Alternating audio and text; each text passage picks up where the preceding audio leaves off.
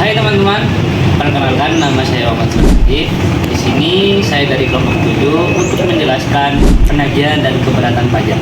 Pajak merupakan penghasilan utama sebuah negara untuk membiayai sebuah pembangunan infrastruktur dan untuk kebutuhan negara yang lain. Namun dalam prakteknya, seseorang yang wajib pajak tidak selalu taat untuk membayar pajak tepat waktu. Dan terkadang ada juga kesalahan atau perbedaan pendapat antara seseorang membayar wajib pajak dan otoritas pajak itu sendiri. Nah, makanya kita perlu untuk belajar dua materi ini tentang penagihan pajak dan keberatan pajak. Baik, perkenalkan nama saya Puri Asyifula Makfiro. Di sini saya akan jelaskan mengenai penagihan pajak. Penagihan pajak itu apa sih? Penagihan pajak adalah serangkaian tindakan hukum yang dilakukan oleh jurusita pajak untuk memastikan utang pajak tersebut dapat dilunasi. Ada 4 tahapan penting dan juga berurutan, mulai dari yang persuasif sampai dengan tindakan yang tegas. Nah, tahapan yang pertama adalah surat teguran.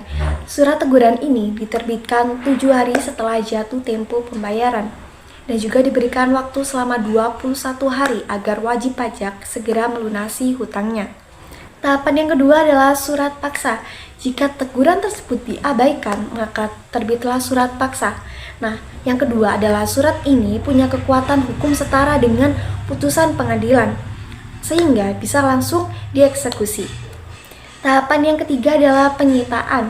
Jika tetap tidak ada pembayaran, jurusita bisa menyita barang milik wajib pajak, baik benda bergerak seperti kendaraan maupun benda tidak bergerak seperti tanah dan juga bangunan. Nah, yang terakhir atau yang keempat adalah lelang barang. Barang sitaan tersebut kemudian bisa dilelang secara terbuka. Hasil lelang tersebut dapat digunakan untuk melunasi utang pajak, biaya penagihan, dan jika ada sisa akan dikembalikan ke wajib pajak. Selain tahapan tersebut, ada juga tindakan tambahan dalam mekanisme penagihan aktif, yaitu pencegahan agar wajib pajak tidak kabur ke luar negeri, dan bahkan penyanderaan atau gidselling, yaitu penahanan sementara bagi wajib pajak yang tidak kooperatif. Jadi, penagihan pajak adalah cara negara untuk memastikan kewajiban tetap terpenuhi oleh masyarakat. Oke, perkenalkan nama aku Syabila Ilmiah Rozak. Aku dari kelompok 7. Di sini aku menjelaskan apa itu keberatan pajak.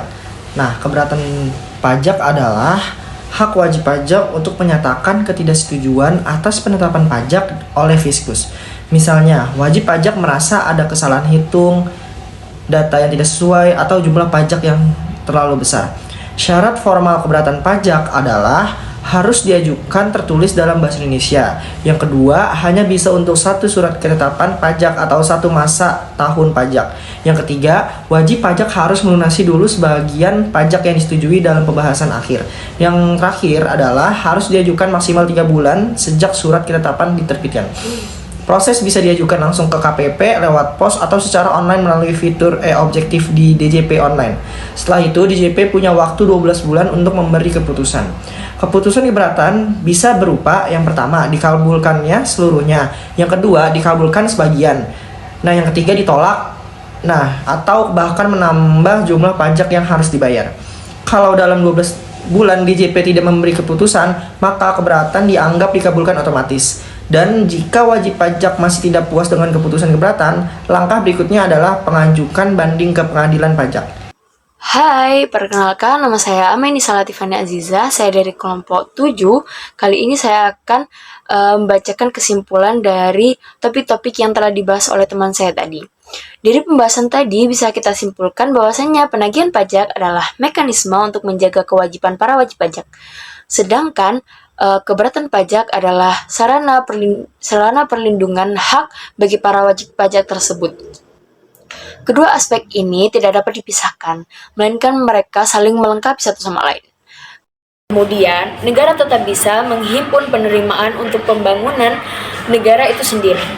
Dan masyarakat pun mendapatkan kepastian hukum serta keadilan dalam memenuhi kewajibannya.